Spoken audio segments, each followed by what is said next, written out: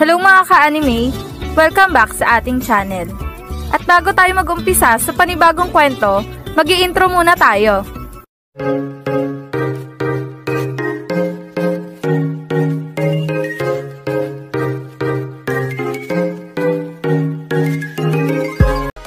Bago natin simulan ang panibagong kwento ng High School League, gusto ko lang ipaalala sa inyo ng paulit-ulit na ang kwentong ito ay isang fan-made lamang na nabasa ko lang sa isang site at hindi ito kasama sa totoong kwento ng Slamdang.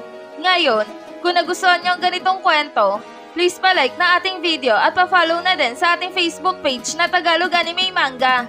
Tara, umpisahan na natin ang Chapter 131 ng International League. May dumating ang manlalaro ang kupunan ng Ryukufu at ito ay walang iba kundi si Tuchiya. Habang itong mga manlalaro naman ng Shouko ay nagawa ng matambakan ng 7 puntos ang kupunan ng Ryukufu. At dahil ito sa napakalupit na tira ni Mitsui, kaya naman, itong si Go Cherry ay napilitan agad na humingi ng isang substitute. At ipapasok na nito si Tuchiya sa laban kahit nakararating pa lang nito sa loob ng court. Sapagkat, nahalata na nga ni Go Cherry na magiging dehado sila kapag hindi pa nito ipinasok si Tuchiya sa laban. Sa kabilang banda naman, pumasok na nga itong si Tuchiya sa laban at pinalitan nito si Totsuka. Habang itong mga manlalaro ng Shouko ay nagulat sa pagpasok ni Tuchiya sa court. Di ba siya yung manlalaro ng Aiwa dati na naging kakampi din ni Moroboshi? Yan ang pagtatanong na sabi ni Kogure. Oo, tama ka nga Kogure. Ngunit, bakit kaya siya nasa kupunan ng Ryukufu? Di ba dapat nasa kupunan din siya ng The Crush? Dahil nandun si Moroboshi na naging kakampi niya na din. Yan naman ang sabi ni Ayako. Nagkakamali ka Ayako. Dahil kahit saan kupunan naman pwede silang sumali. Basta inoferan sila ng kanilang manager. Katulad ng ginawa sa amin ni Mr. Smith. Kaya naman, hindi na nakakapagtaka na nandyan si Tuchiya. Dahil siguradong inoferan din ito ng kanilang manager para maglaro sa kanilang kupunan. Yan naman ang sabi ni Fujima. Habang itong si Rukawa naman ay napabulong sa kanyang sarili habang nakatingin kay Tuchiya. Kasali ka rin pala sa kupunan ng Ryukufu, Tuchiya. Hindi ko to inaasahan ah. Talaga namang namili ka ng malakas na kupunan na sasalihan. Pero kahit nasa Ryukufu ka pa, hindi mo pa din kami magagawang talunin. Yan ang sabi ni Rukawa sa kanyang sarili. Habang itong si Hanamichi naman ay biglang nilapitan itong si Tuchiya. Hoy, singkit na mukha Mushroom. Long time no see ah. Bakit naman ang aga niyong paupuin yung matandang kakampi ninyo? Bakit? Napagod na ba siya kakatakbo? Isang beses ko pa lang naman siya nakakasabay sa itaas tapos tinanggal niyo na agad siya. At pumalit ka agad. Mukhang VIP ang turing nila sa'yo dyan ah. Dahil malaki ang tiwala nila sa katulad mo. Pero hindi ba nila alam na tinalo na namin ikaw dati? Kaya naman, ano pa magagawa mo dyan sa inyong kupunan kung hindi ka mananalo sa amin? Yan ang pagyayabang na sabi ni Hanamichi kay Tuchiya. Habang itong si Tuchiya naman ay hindi pinansin itong si Hanamichi. At dumiretso ito kay Rukawa. Nalabis na ikinainis talaga nitong bida natin. Ano? Inisnob ng mushroom na yon ang henyong ito? Hindi niya ba nakita ang malaking improvement ko sa laban? O baka naman, natatakot din siya makaharap ako kaya naman, hindi niya ako pinansin. Tama, baka yun talaga ang dahilan kung bakit umiiwas siya sa akin. Dahil alam niya na hindi niya din ako magagawang talunin kaya doon siya pumunta kay Zoro. Yan ang sabi ni Hanamichi sa kanyang sarili na talaga namang napangiti na. Habang itong si Tuchiya naman ay nakalapit na nga kay Rukawa. Sabay nagsalita ito sa harapan niya. Hoy Rukawa, heto na ang pagbawi ko sa inyo. Ngayon, humanda kayo Rukawa. Dahil sa laban na to, titiyakin ko sa'yo na ako naman ang tuturog sa'yo. Yan ang sabi ni Tuchiya. Huwag kang mangarap Tuchiya. Dahil malabong mangyari na matalo mo kami dito. Kahit nasa Ryukufu ka pa, hindi mo pa din magagawang manalo laban sa amin. Tignan mo, lamang kami sa inyo. Kaya naman, paano mo nasabi na magagawa mo akong talunin? Kung yung kupunan na napili mong salihan ay hindi man lang magawang makalamang sa amin. Yan naman ang sabi ni Rukawa. Habang itong si Tuchiya naman ay napangiti kay Rukawa. Huwag ka muna magyabang Rukawa. Dahil nagsisimula pa lang naman ang aming kupunan eh. At sa tingin mo ba, seryoso na ang mga yan sa laro? Pwes, diyan ka nagkakamali. Dahil pinaglalaroan pa lang naman kayo ng mga yan. Pero huwag ka mag-alala. Dahil ipapakita namin sa'yo at sa inyo kung paano nga ba talaga kami magseryoso. Yan naman ang sabi ni Tuchiya na talaga namang seryosong nakatitig kay Rukawa. Sa kabilang banda naman, hawak na nga ng Ryukufu ang bola. At dinadala na ito ni Tuchiya papunta sa kanilang basket. Okay team, humanda kayo! Dahil sa pagkakataon na to, pagbibigyan natin ang mga malalaro ng Shouko. Ipapakita natin sa kanila kung sino nga ba talaga tayo. Yan naman ang sabi ni Tuchiya. Sabay dribble na mahinahon sa bola. Habang itong si Rukawa naman ay mabilis siyang binantayan na mahigpit. Sige nga Tuchiya, ipakita mo sa akin yung ipinagmamayabang mo. Ipakita mo sa akin kung gaano nga ba talaga kalaki ang in-improve mo. Sige na, umatake ka na magkaalaman agad tayo. Yan ang sabi ni Rukawa na talaga namang dumidepensa na mahigpit kay Tuchiya. Huwag ka mag-alala Rukawa, dahil pagbibigyan din kita sa kailangan mo. Kaya naman, higpitan mo na yung depensa mo para ganahan naman ako sa'yo. Yan naman ang sabi ni Tuchiya. Sabay atake sa kanang depensa nitong si Rukawa. Sabay isang napakabilis na spin moves, pakaliwa naman ito. Sabay hugot sa bola at dribble nito sa magkabilang binte ni Rukawa. Sabay lusot sa depensa nitong si Rukawa at kinuha ang bolang idrinibble nito sa magkabilang binte ni Rukawa.